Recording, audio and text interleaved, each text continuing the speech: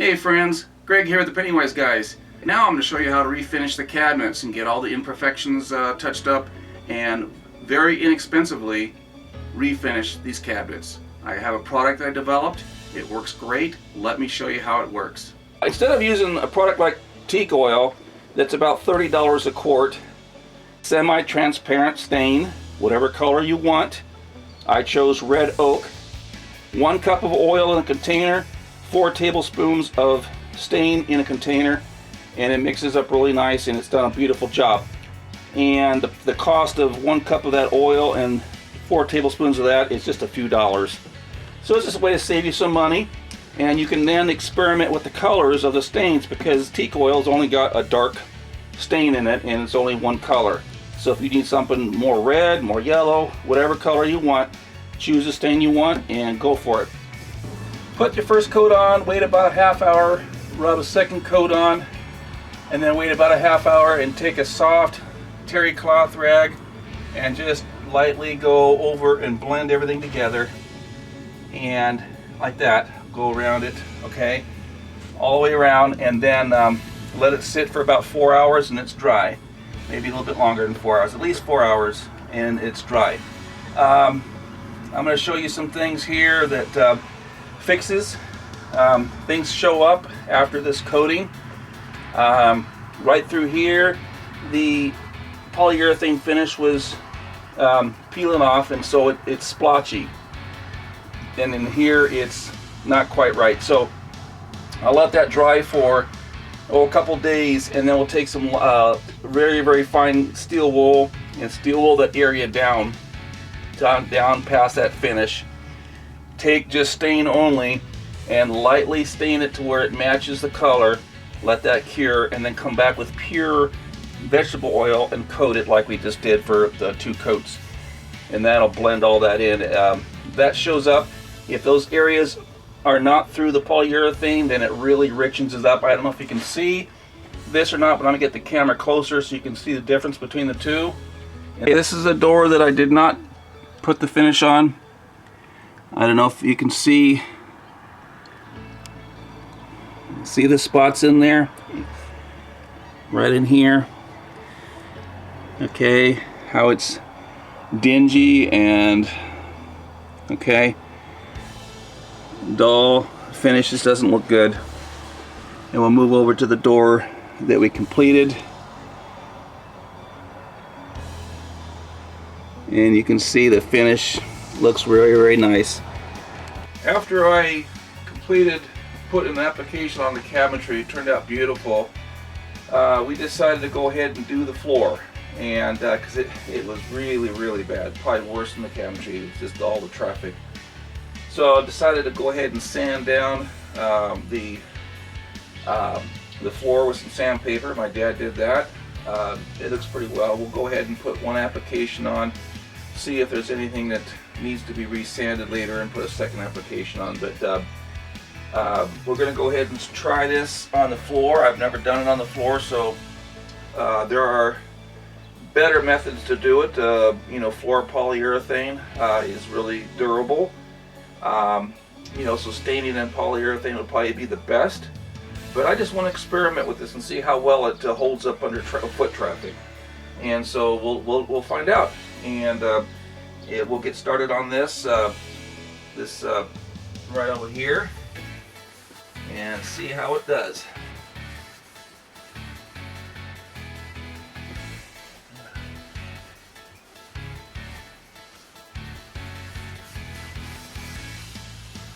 Just gonna do 1 application.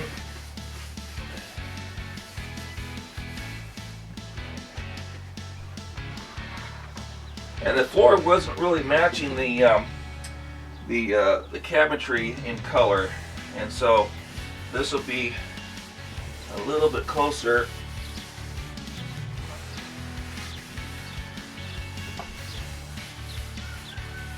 We're just going to do a thin application, because being that it's sanded, it's going to soak in that stain pretty quick. Be careful not to get it onto the carpet. You can always use a straight edge if you want to protect the carpet. So be careful. It's looking really nice so far. Whether or not it'll be durable, we'll find out. Okay, we'll go back and just wipe down any excess because I want a fast drying time. Okay, because if don't want extra buildup and then have it take too long to dry, because we'll have to stay off this for about 4 hours at least and get a chance to cure. It's looking great so far. And what you do is after you, like I did the cabinetry yesterday, and today, later on today, after I can walk on the floor here, we'll go back with a white rag and just wipe everything down. Okay, after it's been drying for a while, I'd say at least a day or two before you do that. Wipe it down. That way any residue will come off, and especially off the floor, wipe it down after a day. And then so we're not transferring stain over to the carpet, or so just wipe it down and make sure that everything is clean after you're all done. And I see a few spots that need to be resanded, so one light application today, a few days let it dry, and resand a few spots, put another application on. But you can see how rich it looks just with this compared to what you're seeing here. I mean, the difference is tremendous. I just see some spots where we'll have to do some touch up later, like I'm gonna do on the cabinetry around the corner there. I need to let that cure, lightly sand it, and do another application after I get it taken care of. Alright, the refinish work is all done. I was going to give you a look of everything we completed. Really nice all the way around. And the floor, I did the touch-ups on the spots that were a problem and put the second coat on. It came out beautiful. And so far we have not had any problem of traffic on this surface. It seems to be holding up very fine. And the problem spot over here, right down there, I sanded it down, stained it, and then recoated it, and it came out nice. Okay, and then the full entry as well.